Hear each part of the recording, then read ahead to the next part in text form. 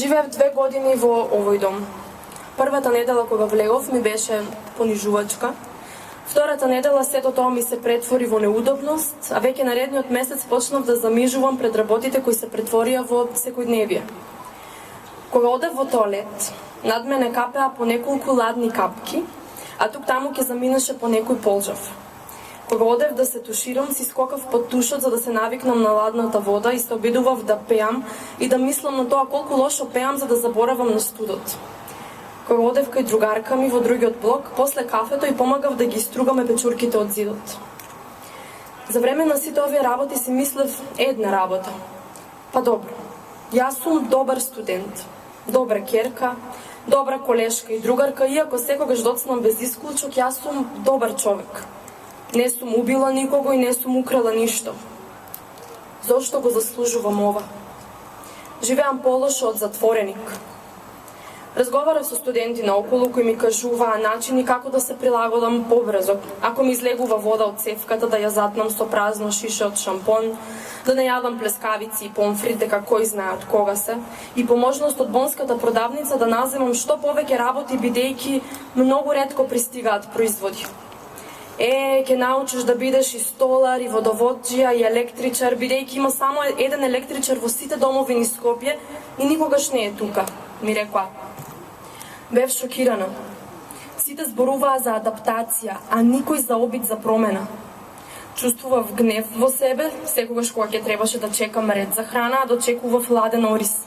Кога ми паднаа пред мене сталажите за чини и чаши над лабавото, поради секогаш влажниот зид.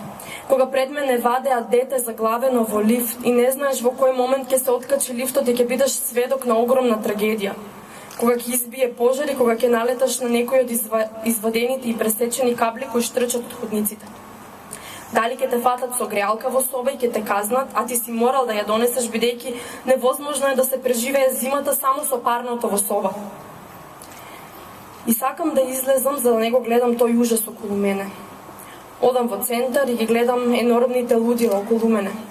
Се полнам со уште толку гнев. Се чувствувам како да се намалувам и станувам минијатурна, небитна за светот и пак се враќам во мојата ладна соба, при тоа пешки до 14 кат, бидејќи не сакам да се мислам дали лифтот ќе се откачи во секој момент. И кога ме прашуваа каде живееш, се срамев како јас да сум ја сторила оваа штета. А не сум ја. Дори сум си ја подобрила собата, ја обелив, ја исчистив. Знаете дека постои случај каде студентот си оди од домот и му наплаќаат 100 евра казна бидејќи си ја реновирал собата и не ја вратил во истата состојба, а тој самиот ја подобрил. Има уште многу работи, но најголема причина поради која бев лута и гневна беше самата пасивност на студентите. Не лутете се ако во филмот студентите се прикажани целосно пасивни. Точно е дека имаше многу протести и окупации за кои сум среќна и во кои учествував и самата. Но протести за домовите немало до сега. Лута и гневна бев поради тоа што кога одевме од врата до врата со Јована, без чиј што ангажман во филмот немаше да се реализира како што се реализира филмот, молевме некој да даде изјава за во филмот, сите буквално како на филмот ни ја затвораа вратата пред нас. Едва и најдовме студенти кои ќе зборуваат под услов дека ќе им се закрие идентитетот. Одев пешки по спратовите и лепевме постери за протестите и окупацијата и некој одеше по нас и ги одлепуваше.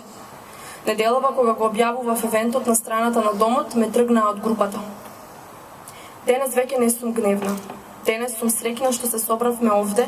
Денес знам дека мене не треба да ми е срам што сум живеела во домот и треба да сум горда што имам луѓе што ми помогнаа да го кажеме проблемот. И луѓе како вас што се доволно свесни и присутни на настанот. Исто така би сакала да им се обратам и на публиката која мислев дека ќе не следи од балконите или дека ќе дојде. Сакам да и се обратам на тие што се во сајберот моментално, што пијат кафе и играат пикадо. Па добро, од што се плашите уште? Еве кога велевте зошто јас да зборувам, а не тој, еве има доволно луѓе сега. Денес ќе ви исплашат со ова, утре со она. Денес ќе ви дадат за гарантирана соба, а утре уште помалку. Ако еднаш се продадете за една цена, веќе никогаш нема да вредите повеќе од тоа. Сетешите се реконструираниот блок. Ги маткаат очите само уште не е ни пуштен. А кога ќе пуштат, ќе се тепате да одите таму. А што е со другите студенти што нема да влезат во блокот? А другите 3 блока, а другите студентски домови, ќе поминат генерации и генерации на угнетени студенти, разболени, не дај Боже и некоја жртва. Состојбата драстично се влошува од година на година. Многу доцна ќе биде ако дојде до жртви, ама тогаш ќе сме си криви ние, вие што седите на балкони, вие што пиете кафе и ние што сме го дозволиле тоа. Ајде паднатиот кров да биде капката која ќе ја прелие чашата, а не човечки живот. Повеќе честни луѓе сме од оние ефтините кои ме бришеа од групата и одеа по мене да ги соберат плакатите.